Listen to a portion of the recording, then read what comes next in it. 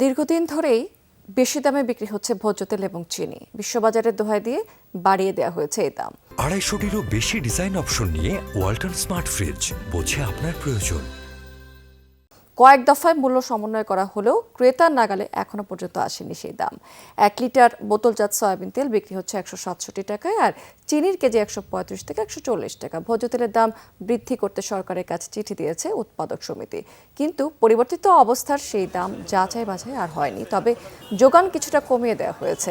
বিক্রেতারা বলছেন যে গুটি কয়েক প্রতিষ্ঠানের নিয়ন্ত্রণে চলে গেছে ভোজ্য তেল এবং চিনির দাম। বিশ্ববাজারে দাম কমলেও তার কোনো প্রভাব দেশীয় বাজারে পড়ছে না, ফলে দাম বেশি থাকায় বিক্রি কমে গেছে। অন্যদিকে ক্রেতাদের মধ্যেও তৈরি হয়েছে এক ধরনের নাভিশ্বাস অবস্থা। আমদানি নির্ভর এসব পণ্যের চাহিদা নিরূপণ করে সরবরাহ ব্যবস্থা ঠিক রাখার কোনো বিকল্প নেই। তেল নাকি আমাদের পার্শ্ববর্তী দেশে 90 টাকা 100 টাকা, কিন্তু আমাদের দেশে 170 টাকা। আমাদের দেশে এত ডিফারেন্স হওয়ার কারণটা কি? কেন হবে এত দাম? পাশের দেশ যদি চিনি যদি 70 টাকা 80 টাকা খাইতে পারে, আমরা কেন 130 টাকা 40 টাকা চিনি খাবো? এটা আমাদেরও কষ্ট থাকে।